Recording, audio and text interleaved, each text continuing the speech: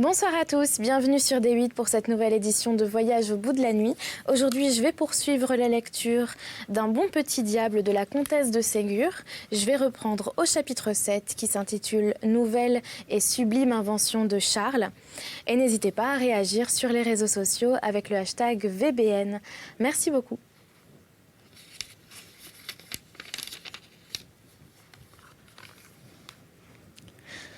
Charles rentra, après avoir quitté l'intérieur doux et paisible de ses jeunes cousines.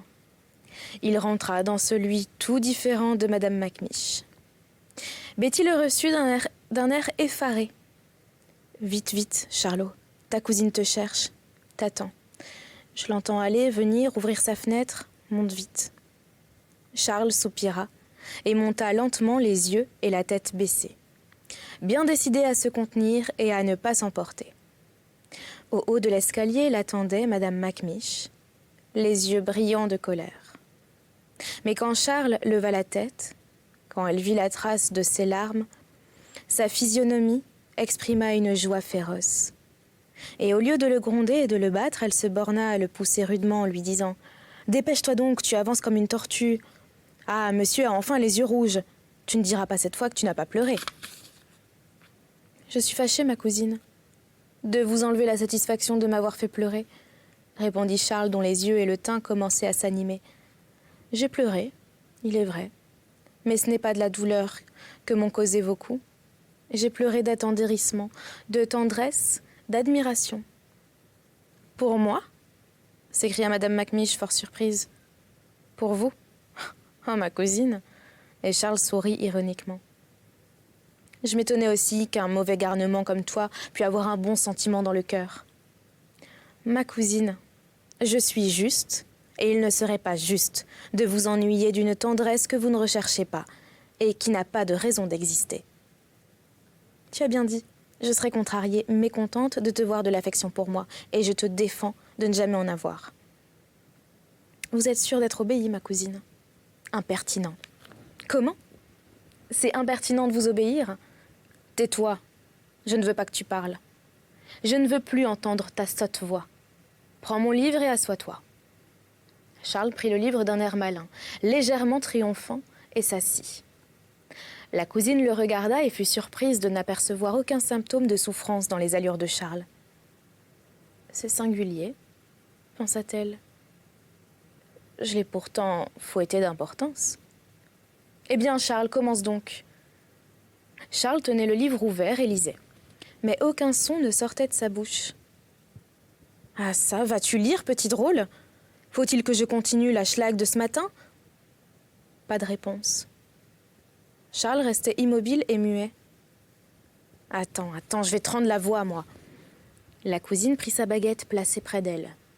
Mais quand elle se leva, Charles en fit autant et courut à la porte. Madame Macmiche le poursuivit et l'attrapa par le fond de sa culotte pendant qu'il tournait la clé dans la serrure. Difficile à ouvrir. Madame Macmiche le lâcha de suite en faisant un « Ah !» de surprise et resta immobile. « Polisson, gredin !» s'écria-t-elle. « C'est comme ça que tu m'attrapes. C'est comme ça que tu me trompes. Ah, tu as des cartons dans ta culotte. Et moi qui m'étonnais de te voir si leste et dégagée, comme si tu n'avais pas reçu plus de coups que tu ne pouvais porter. Ah, tu n'as rien reçu. Attends, je vais te payer capital et intérêt. » Mais Charles avait réussi à ouvrir la porte. Il courait déjà, et avant de disparaître, il lui lança cette phrase foudroyante. « Les intérêts de mes 50 000 francs placés chez vous par mon père? Merci, ma cousine. Je vais en prévenir le juge de paix. » Madame Macmiche resta pétrifiée. La baguette qu'elle tenait s'échappa de ses mains tremblantes. Elle s'écria en joignant les mains d'un geste de désespoir. « Il le sait. Il va le dire au juge de paix qui a déjà entendu parler de ses 50 000 francs, mais il n'a aucune preuve. Et ce Charles de malédiction, comment l'a-t-il su? Qui a pu le lui apprendre? Personne ne doit le savoir. Je l'avais fait si secrètement et mon cousin était déjà si malade qu'il n'a pu le dire à personne. Il ne voyait que Marianne.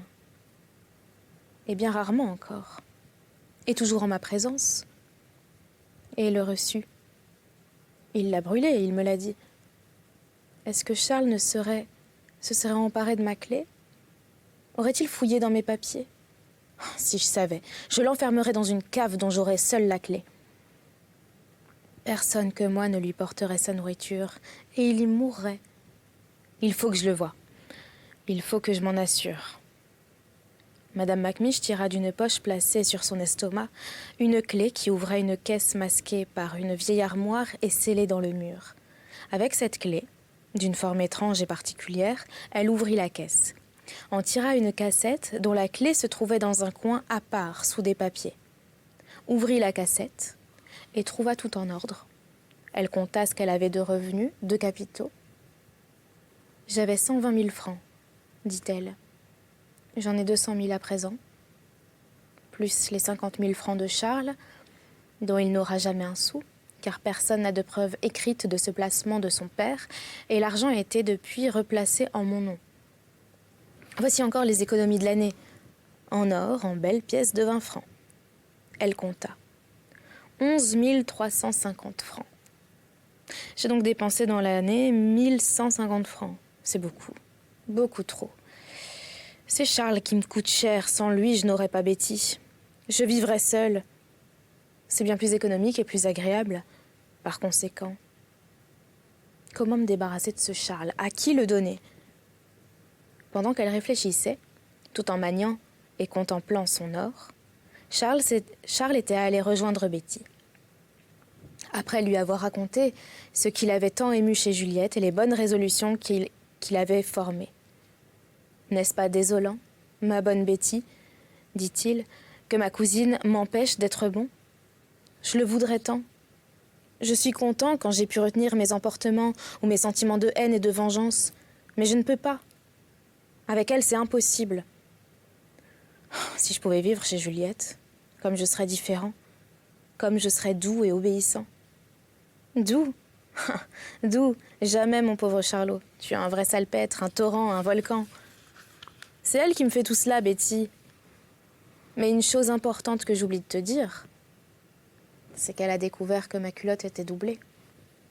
Mon Dieu, nous sommes perdus. À l'avenir, quand elle voudra te battre, elle t'arrachera ta pauvre culotte qui ne tient déjà à rien. Que faire? Comment l'empêcher? Écoute, Betty, ne t'afflige pas. J'ai une bonne idée qui me vient. Tu sais, comme ma cousine est crédule, comme elle croit aux fées, aux apparitions, à toutes sortes de choses du genre terrible et merveilleux. Oui, je le sais. Mais que veux-tu faire de ça? Nous ne pouvons recommencer la scène de l'autre jour. Non, pas tout à fait. Mais voilà mon idée. Nous allons découper 2 têtes de diable dans du papier noir. Nous ferons des cornes et une grande langue rouge. Nous aurons de la colle et tu colleras ces têtes sur ma peau, à la place que couvraient les visières de mon cousin Macmish. Quand ma cousine voudra me battre, je la laisserai m'arracher ma culotte. Et tu juges de sa frayeur quand elle verra ces 2 têtes de diable qui auront l'air de la regarder. Betty, enchantée de l'invention, se mit à rire aux éclats. Elle ne tarda pas à entendre le pas lourd de Madame Macmish, qui, inquiète d'entendre rire si franchement, descendait sans bruit, croyait-elle, pour surprendre Betty en faute. « La voilà !»« Mon Dieu, la voilà !» dit tout bas Betty. « Tant mieux, je vais préparer les diables. » Avant que Betty eût le temps de demander à Charles des explications, Madame Macmish entra. « De quoi riez-vous? Pourquoi Charles est-il ici? Est-ce une méchanceté que prépare ce petit scélérat? »« Oh non, ma cousine, soyez tranquille. Je riais parce que le juge de paix m'a dit « Tu es un vrai diable, je parie que tu emportes les marques. » Et moi, j'ai répondu « Ce ne serait pas étonnant, car les faits m'ont promis tout à l'heure de me protéger. » Et le juge a eu si peur qu'il m'a mis à la porte, criant que j'attirais les fées dans sa maison. Et Betty me disait que si j'étais réellement protégée par les fées, tous ceux qui me toucheraient leur appartiendraient. Il n'y a pas de quoi rire dans tout cela. C'est très bête. C'est une très mauvaise plaisanterie. Et je vous prie de ne pas la recommencer avec moi, et prenez garde que cela ne vous arrive tout de bon. Vous êtes si méchant que les fées pourraient bien s'emparer de vous. Ce serait tant mieux, car à mon tour, je m'emparerai de vous, et je vous donnerai aux fées. Charles, en disant ces mots, regarda fixement sa cousine, et s'efforça de prendre une physionomie si extraordinaire que Madame Macmish, de plus en plus alarmée, sentit tout son corps trembler et ses cheveux se dresser sur sa tête. Charles fit une gambade, une culbute, un saut vers la porte et disparut. Madame Macmish crut qu'il avait disparu sur place, tant elle était troublée des paroles de Charles. « Betty, crois-tu réellement que ce mauvais sujet soit ami des fées ?»« Madame, je crois, je ne sais pas, j'ai peur. Ce serait terrible. Qu'allons-nous devenir, bon Dieu? Aussi madame l'a trop mis hors de lui. Madame l'a trop battu. Dans son désespoir, il se sera retourné du côté des fées. Mais il n'a rien senti, puisque j'ai découvert qu'il avait doublé le fond de sa culotte avec du carton. Du carton? Et où aurait-il eu du carton? Qu'est-ce qu'il lui en aurait donné? Madame voit, c'est quelque tour des fées. Mon Dieu, oh mon Dieu, ma Betty, cours vite à la fontaine de Fairy-Ring, va me chercher de l'eau. Nous en jetterons partout, sur lui aussi, sur ce maudit, quand il viendra. Betty partit en courant. Chapitre 8, succès complet. Charles avait été jusque chez Juliette. Il entra comme un ouragan. « Juliette, Marianne, donnez-moi quelques sous, de quoi acheter une feuille de papier noir. »« Que veux-tu faire avec du papier noir, Charlot ? C'est pour faire 2 têtes de diable pour faire peur à ma cousine. »« Charles, te voilà encore avec tes projets méchants. Pourquoi lui faire peur? Pourquoi lui faire peur? C'est mal. » « Ne me gronde pas avant de savoir ce que je veux faire, Juliette. Ma cousine a découvert en me saisissant pour me battre. »« Encore ?» s'écria douloureusement Juliette. « Encore et toujours, ma bonne Juliette. Elle a donc découvert que le fond de ma culotte était doublé. Elle croit que c'est du carton. Et déjà, elle m'a menacé de m'enlever ma culotte la première fois qu'elle me battrait. Alors j'ai imaginé, avec Betty, de découper 2 têtes de diable avec des langues rouges, que Betty me collera sur la peau pour remplacer les visières. Et quand ma cousine m'enlèvera ma culotte et qu'elle verra ces diables, elle aura une peur épouvantable et elle n'osera plus me toucher. Tu vois que ce n'est pas bien méchant. » Marianne et Juliette se mirent à rire à l'invention du pauvre Charles. Marianne fouilla dans sa poche, en retira 4 sous et les donna à Charles en disant « C'est le cas de légitime défense, mon pauvre Charlot. Tiens, voici 4 sous. S'il t'en faut encore, tu me le diras. » Charles remercia Marianne et disparut aussi vite qu'il était entré. Ce pauvre Charles, il me fait pitié en vérité. Je ne comprends pas qu'il supporte avec tant de courage sa triste position, dit Marianne à Juliette. Pauvre garçon, ouais, il a réellement du courage. Je le gronde souvent, mais bien souvent aussi j'admire sa gaieté et sa bonne volonté à bien faire. Il faut dire que tout ça ne dure pas longtemps. En 5 minutes, il passe d'une extrême à l'autre. Bon à attendrir ou mauvais comme un diable. Ouais, mais toujours bon diable. Charles acheta pour 2 sous de papier noir, 1 sou de papier rouge et 1 sou de colle. Il rentra à la cuisine, par la porte du jardin, avec précaution, regardant autour de lui s'il apercevait l'ombre de la tête de Madame Macmish, écoutant s'il entendait son souffle bruyant. Tout était tranquille. Betty était seule et travaillait près de la fenêtre. « Betty, ma cousine est-elle chez elle ?» dit Charles à voix basse. « Oui, elle a fait assez de tapage, je t'en réponds. La voilà tranquille maintenant. Prends garde qu'elle ne nous entende. » Charles répondit par un sourire, fit voir à Betty son papier noir et rouge, sa colle, lui fit signe de n'y pas toucher et disparut. Il ne tarda pas à rentrer, tenant à la main un diable en papier pour ombre chinoise. Il le calqua avec un morceau de charbon, au revers blanc de la feuille noire, et pria Betty de le découper en ployant la feuille double pour en avoir 2 d'un coup. Puis il traça sur le papier rouge une grande langue, qui lui double par le même moyen. Quand Betty eut terminé les découpures, elle mit un peu d'eau chaude dans la colle, l'étendit sur l'envers des diables, et les colla sur la peau de Charles, qui riait sous cape de la peur qu'aurait sa cousine. Il était bien décidé à la provoquer, à l'agacer, jusqu'à ce qu'elle cédât à l'instinct méchant qui la portait sans cesse à le maltraiter. Betty lui recommanda de bien laisser sécher la colle, de ne pas marcher, de ne pas s'asseoir surtout, jusqu'à ce que ce fût bien sec. Charles resta donc immobile pendant un quart d'heure environ. Au bout de ce temps, ils entendirent remuer, s'agiter dans la chambre de madame Macmish, puis elle appela « Betty, Betty !» Betty monta, mais lentement, car elle craignait que les diables de Charles ne fussent pas encore bien collés. Et il ne fallait pas surtout les laisser monter dans le dos ou descendre le long des jambes. Elle recommanda à Charles de tourner le dos au feu et de s'en approcher le plus près possible. « Madame me demande ?» dit Betty en trouvrant la porte.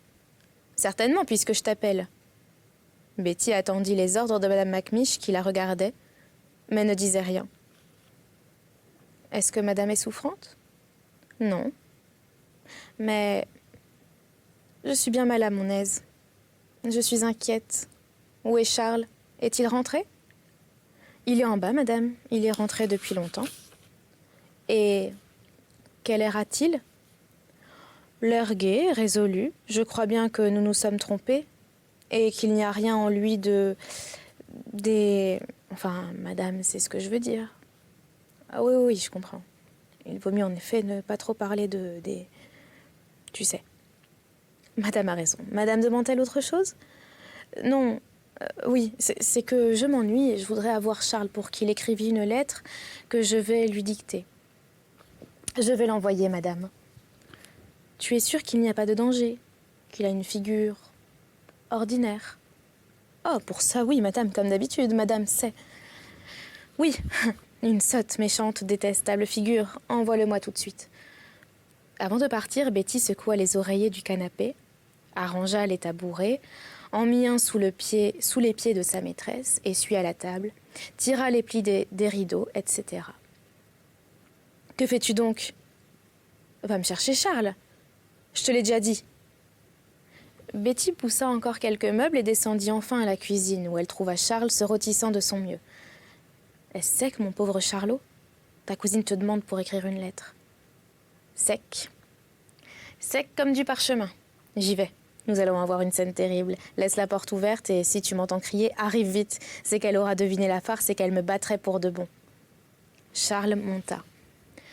« Vous me demandez pour écrire, ma cousine ? » dit-il d'un air patelin. « Me voici à vos ordres. » La cousine le regardait d'un air méfiant. « Tiens, tiens, comme il est doux.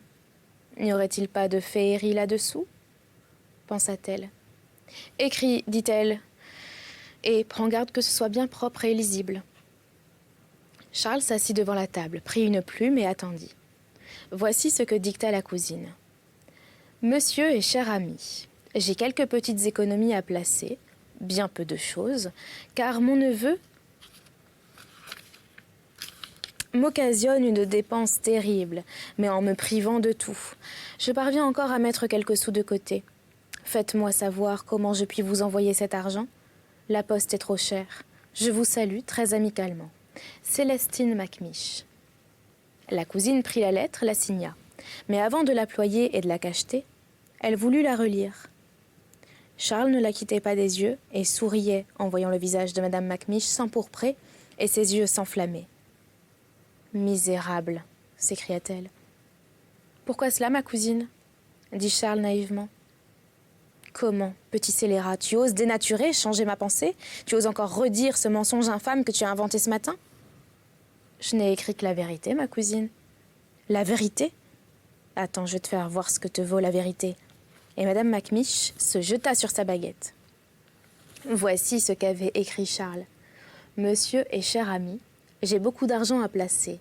Beaucoup, parce que mon neveu Charles ne me coûte presque rien. Je le prive de tout et je parviens ainsi à mettre de côté les intérêts presque entiers des 50 000 francs que son père a placés chez moi avant sa mort, au nom de son fils, etc., etc. » Madame Macmish, se souvenant du carton qu'elle avait découvert le matin, arracha les boutons qui maintenaient la culotte de Charles. Elle allait commencer son exécution quand elle aperçut les diables qui lui présentaient les cornes et qui lui tiraient la langue.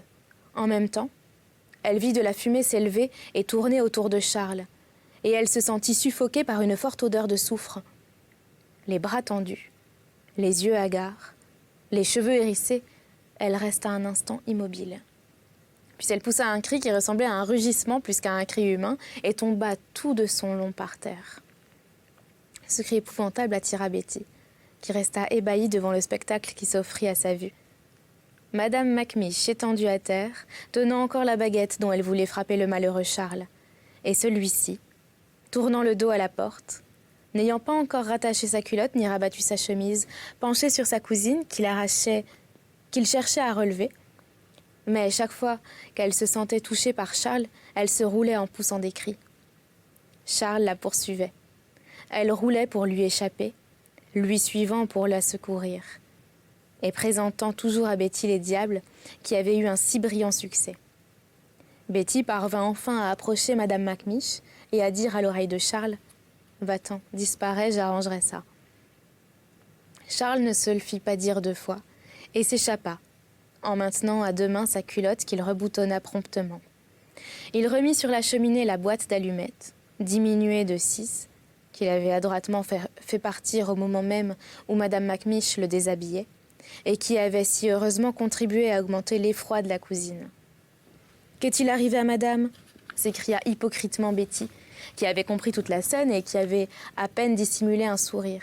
« Madame était donc seule ? Je le croyais avec Charles. »« Chasse-le, chasse-le, il est possédé. Le juge avait raison, je ne veux pas qu'il me touche. Chasse-le. » « Mais madame accuse Charles à tort, il n'est pas ici. Il n'y était pas. »« Il y est, je suis sûre qu'il y est, ce sont ses faits qu'il cache. Cherche-le, chasse-le. » Mon Dieu, madame me fait peur. Il n'y a ni Charles ni Fée. Si fait, il a le diable dans sa culotte, 2 diables. Oh, madame, les diables n'auraient pas le mauvais goût de se loger dans une place pareille. Ça leur ferait une demeure pas trop propre. Avec ça que la culotte de ce pauvre Charles est si vieille, en si mauvais état. Je te dis que je les ai vus. De mes yeux vus. Ils m'ont fait les cornes et m'ont tiré la langue. Et Charles était tout en feu et enveloppé de fumée. C'est donc ça qu'on sent un drôle de goût chez madame. Je crois bien, ça sent le soufre, le parfum favori des fées et du diable. Ah, mon Dieu, c'est pourtant vrai. Mais Charles, où était-il? Les fées l'auront emporté, il n'y a pas de mal, pourvu qu'elle ne le lâche pas. Oh, madame, c'est pourtant terrible. Ce pauvre garçon, jugez donc, en société des fées. C'est ça qui est mauvaise compagnie, Dieu sait ce qu'il y apprendrait. Mais je crois que je l'entends à la cuisine, je vais voir. Et avant que Madame Macmish eût pu l'arrêter, Betty courut à la cuisine pour prévenir Charles de ce qui venait de se passer, pour lui expliquer le rôle qu'il allait avoir à jouer et pour lui dire de ne pas la démentir quand elle soutiendrait à Madame Macmish qu'il n'y avait ni fée, ni diable empreint sur sa peau. Elle remonta, amenant Charles par la main. Madame Macmish poussa un cri d'effroi. Madame n'a pas besoin d'avoir peur. Tout ça, c'est quelque chose qui a passé devant les yeux de madame. Que madame le regarde, il n'a rien du tout, ni feu ni fumée. Oui, mais les diables. Les diables. Il n'y a rien du tout, pas plus de diable que sur ma main, que madame voit elle-même. Défais ta culotte, mon garçon, n'aie pas peur. C'est pour rassurer ta pauvre cousine. Charles obéit et se retourna vers sa cousine au moment où Betty disait « Madame voit, il n'y a rien, que quelques marques des coups déjà anciens. » Madame Macmish regarda, poussa un nouveau cri de terreur et d'un geste désespéré, indiqua à Betty de faire sortir Charles. Betty obéit et resta en bas, où elle donna un libre cours à sa gaieté. Charles rit aussi de bon cœur et triompha du succès de son stratagème. Il avait fait bien mieux encore. Le traître avait saisi la lettre dictée, signée par Madame Macmish, et l'enveloppe préparée d'avance. Il apprit ainsi l'adresse de l'ami de Madame Macmish qu'il avait ignorée jusqu'alors. Betty riait et s'occupait du dîner pendant que Charles pliait, cachetait la lettre et complétait ainsi le tour qu'il venait de jouer à sa cousine. Quand le dîner fut prêt, Madame Macmish refusa de descendre, de peur de se trouver en présence de Charles, qu'elle croyait toujours en rapport avec les faits. Betty eut beaucoup de peine à la rassurer et à lui persuader qu'elle n'aurait rien à craindre de Charles, et en ne le touchant pas et en ne se laissant pas toucher par lui. Ce dernier raisonnement convainquit Madame Macmish. Quand elle entra, elle se hâta de jeter quelques gouttes d'eau de la fontaine des fées sur elle-même, et en se mettant à table et en lançant une si forte dose à la figure de Charles, qui ne s'attendait pas à cette aspersion, qu'il en fut aveuglé. Il fit un mouvement involontaire accompagné d'un « ah » bien accentué. Tu vois? Tu vois, Betty? L'effet de l'eau de fontaine sur ce protégé des fées. Mais vous m'en avez jeté dans les yeux, ma cousine. Comment voulez-vous que j'ai réprimé un premier mouvement de surprise? Mon Dieu, oui, ce n'est pas de l'eau des fées qui l'a fait tressaillir, c'est l'eau dans les yeux. Madame Macmish ne dit plus rien. Elle se mit à table et mangea silencieusement, en ayant bien soin de ne laisser Charles toucher à aucun des objets dont elle faisait usage. Après dîner, elle examina la physionomie de Charles. Elle n'aperçut rien de suspect, sinon une violente envie de rire qu'il comprimait difficilement. « De quoi ris-tu, petit Satan ?»« De la frayeur que je vous inspire, ma cousine.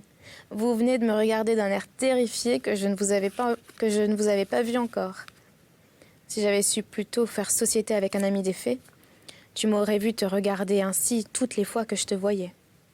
Mais je ne comprends pas, ma cousine, pourquoi vous me comptez parmi les camarades des fées. Je crains, moi, que ce ne soit vous qui soyez en faveur près d'elle, puisque vous voyez des choses que Betty ne voit pas. Tais-toi, tais-toi, horreur, moi, ami des fées, et tu oses dire un pareil blasphème? Si je ne craignais de te toucher, tu me le paierais cher. Je remercie bien vos amis les fées de la terreur qu'elles vous inspirent. Betty, ôte-le. Mets-le où tu voudras, je ne veux plus le voir, l'entendre. » Et Madame Macmish monta dans sa chambre, prit son châle, son chapeau et sortit en menaçant Charles du poing. Celui-ci était enchanté du bon service que lui avaient rendu ces diables en papier. Et c'est la fin de ce chapitre 8. N'hésitez pas à réagir sur les réseaux sociaux avec le hashtag VBN. Et je vous souhaite une très bonne nuit ou une très bonne journée. À bientôt.